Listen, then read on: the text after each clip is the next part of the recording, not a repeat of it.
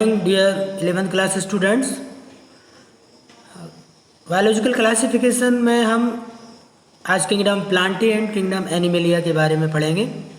तो first of all kingdom plantae which have chlorophyll containing organism, they are autotrophs, they are eukaryotic and they do photosynthesis. That means they make their own food with the help of photosynthesis. यानी ये photosynthesis कर सकते हैं और अपना भोजन स्वयं बना सकते हैं। कभी कभी इनमें कुछ हेटेरोट्रॉप्स भी पाए जाते हैं, जैसे bladderwort, pitcher plant, nepenthes, utricularia. This plant absorb nitrogen in the form of protein. क्योंकि ये पौधे जो मैंने नाम लिए हैं, पिचर प्लांट और अदर इंसेक्टिवोरस प्लांट, ऐसी जगह उगते हैं जहाँ वातावरण में नाइट्रोजन की कमी होती है। तो नाइट्रोजन की कमी की पूर्ति के लिए ये छोटे छोटे तितली, मक्खियाँ, मधुमक्खियाँ, यहाँ तक कि लार्वा को भी खा लेते हैं और उनके शरीर से प्रोटीन के द्वारा अपने नाइट्रोजन की कमी को पूरा करते हैं। कस्कुटा इनमें एक पैरासाइट है, अमरबेल जिसे कहते हैं। इसमें क्लोरोफिल नहीं होती,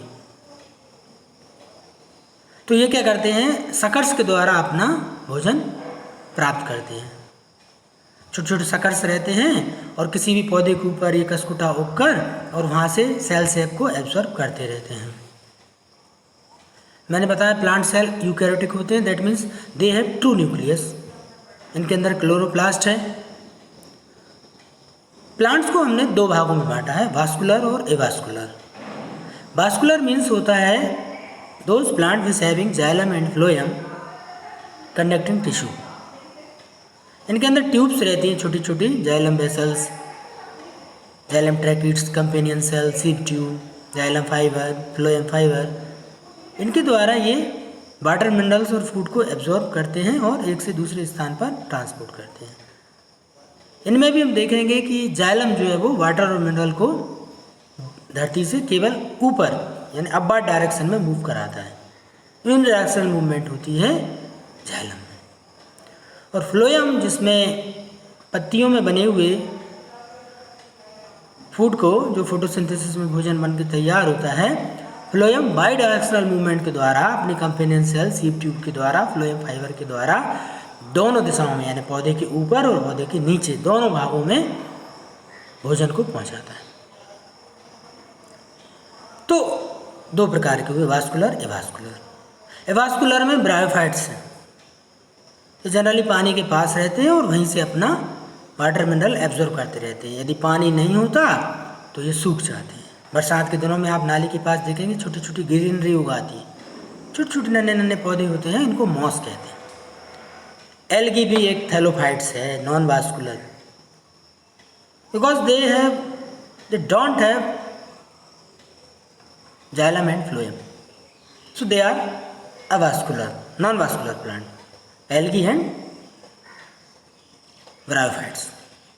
इसके अलावा जो टेरिडोफाइट्स हैं, जिम्नोस्पर्म और एंजियोस्पर्म, ये vascular plant, because they having chlorophyll, they have xylem, phloem and tubes.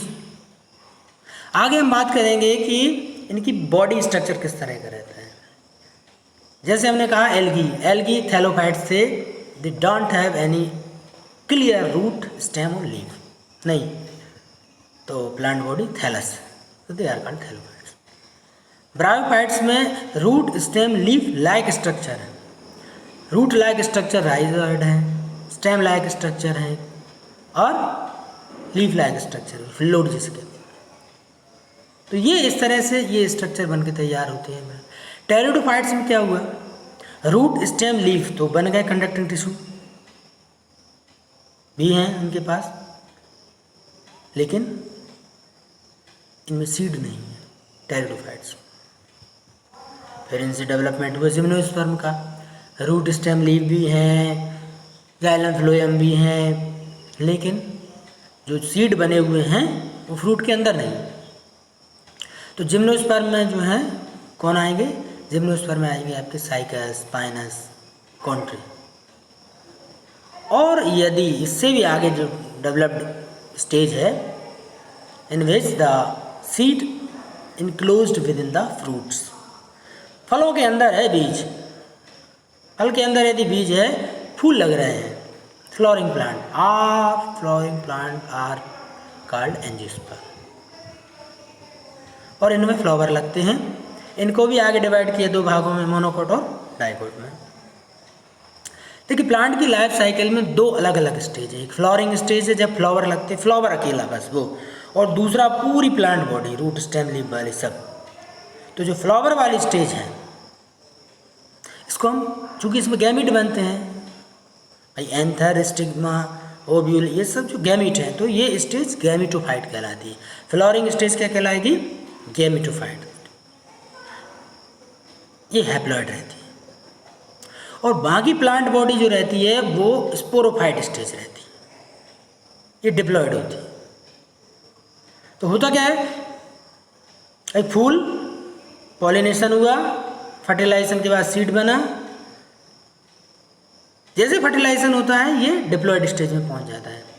तो ये गैमेटोफाइट स्टेज स्पोरोफाइट स्टेज में बदल गई। अब देखिए, बीज डिप्लॉइड, बीज से नन्हा पौधा डिप्लॉइड यानी स्पोरोफाइट, पौधे से पेड़ स्पोरोफाइट।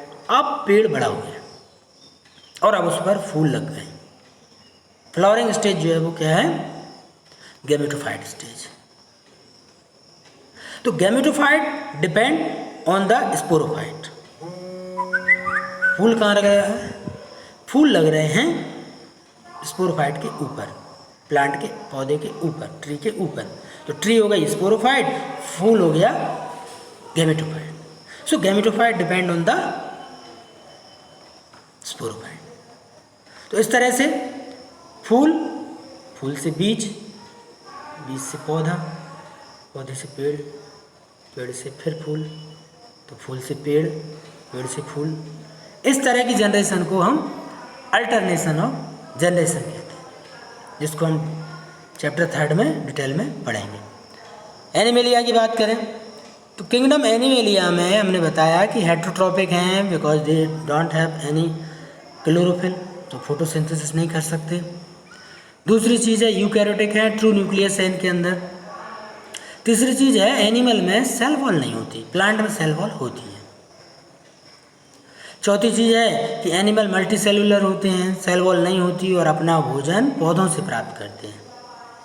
इनको आगे हमने primary consumer, secondary, tertiary consumer और डिकम्पोजर्स इसमें बदला है। इनका जो स्टोर्ड फूड मटेरियल होता है एनिमल में वो ग्लाइकोजन होता है, प्लांट के अंदर ये स्टार्च होता है।